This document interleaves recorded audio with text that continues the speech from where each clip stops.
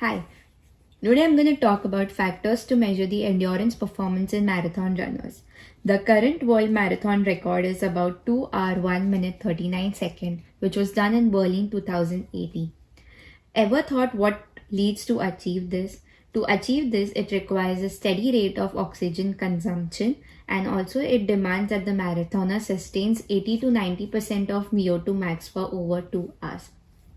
As we usually look at VO2 max for runners as a preliminary factor to mark the aerobic capacity of an athlete, there are other factors too, mostly at the tissue levels like capillary density, mitochondrial size and number, muscle fiber types.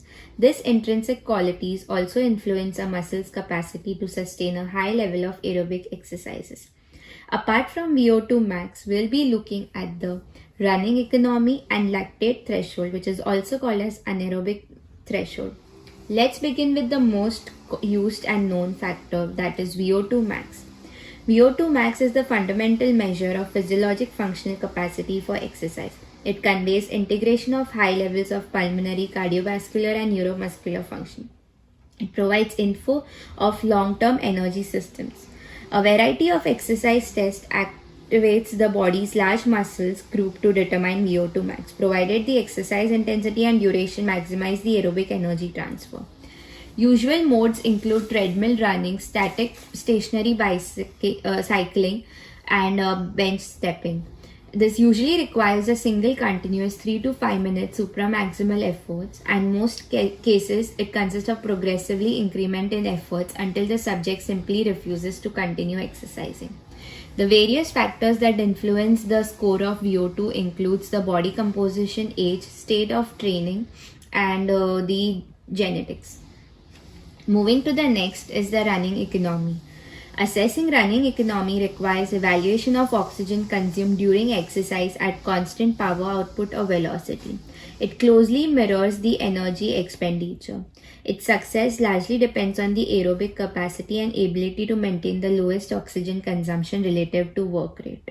There is a strong association between the running economy and endurance performance in elite athletes of comparable aerobic fitness. The factors which influence the running economy are the running pattern, the muscles that are recruited, which leads to the force which is produced in the muscles and can also play a role in determining the stiffness within the tendons. This basically helps in reducing the energy expenditure. The heart rate, it matters is the training history, the phase, at what stage they are training, and also about their fatigue level, which influences the energy expenditure. Also, not to forget is the genetics, which determines your muscle fiber type, and on basis of the muscle fiber type it determines which energy system a person uses. For instance, the type 1 muscle fibers, when they are recruited, it leads to more of aerobic energy utilization. Moving to the next is the lactate threshold. When there is a rapid and large accumulation of blood lactate which occurs during the maximal exercises, that is between 80 to 120 seconds. However, if we reduce the intensity of exercise, it extends the exercise period and it reduces the rate of lactic acid produced and final blood lactate level. Thus, lactate threshold, it describes the highest oxygen consumption or exercise intensity achieved with less than a 1 millimole increase in the blood lactate concentration above the pre-exercise level. Lactate production and accumulation accelerates as exercise intensity increases. However, as you can see in the graph that the lactate threshold for the marathon runners is quite high. Thus, during